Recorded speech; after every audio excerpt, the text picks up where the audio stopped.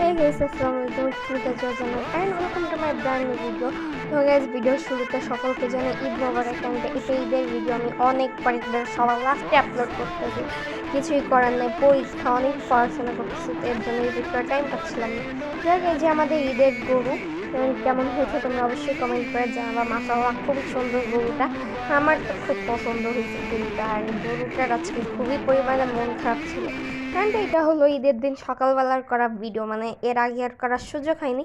And এখানে আমি আর আমাদের ঈদের কোরবানির গরু, তো তার জন্য আমার খুবই খারাপ লাগতেছিল, কারণ তার একটু পরে তার জানটিকে কি তাকে মেরে ফেলা হবে। দেন লং টাইম আর ছিলাম না গাইস। এই যে এখানে গরু কাটা হচ্ছে, প্রসেসিং হচ্ছে, আর এই যে একটা ডগি যে খাওয়ার জন্য দিতেছে।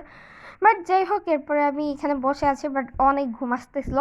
তো দেন এখানে তো বসে বসে গরু কাটা দেখতেছিলাম, অ্যান্ড এই যে সবাই গল্প করতেছিল, তাদের গল্প একটু শুনতেছিলাম। অ্যান্ড এরপরে আমি চলে যাই আমাদের বাড়িতে। বাড়িতে যাওয়ার পরে যে ঘুমায়ে টুমায়ে দেন একটা গোসল করে তারপর তোমাদের সামনে। তো এটাই বলতেছিলাম যে গোসল ঘুম সব শেষ।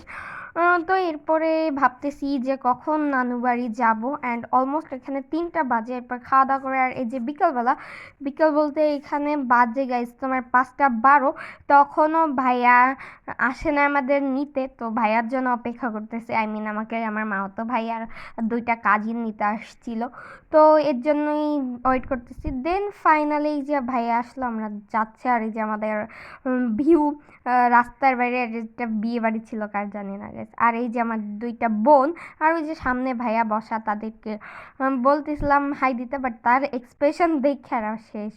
আর এই যে হইলো ফলসি বাজার, মানে যারা গোপালগঞ্জ এলাকা বা আশেপাশে থাকো তারা নিশ্চয়ই চেনো। অ্যান্ড আমি এইটাই দেখতেছিলাম। অ্যান্ড আমাদের দাদু বাড়ি থেকে নানু বাড়ির ভিতর দিয়ে যাইতে লাগে 1 ঘন্টা। আর এই যে হইলো একটা স্কুল এটা ভুলে গেছি। আর এই যে হইলো তালতলা ব্রিজ। তো কে কে চিনো এটা কমেন্ট করে জানাবা। অ্যান্ড এখানে আমি ওদের সাথে আমি গল্প করতেছিলাম, অ্যান্ড এই যে পিছাতে দেখাচ্ছিলাম। দেন ফাইনালি চলে আসি নানু বাড়ি এসে এখানে প্ল্যানিং চলতেছে ছোটো মামার শ্বশুর বাড়ি যাওয়ার। অ্যান্ড এইখানে ফাইনালি রেডি হয়ে গেলাম ছোটো মামার শ্বশুর বাড়ি যাওয়ার জন্য। বাট রাস্তার আর কোনো ক্লিপ নেওয়া হয়নি। দেন চলে আসে এই যে ছাদে বসে আমরা খুবই পরিমাণের গল্প করতেছিলাম।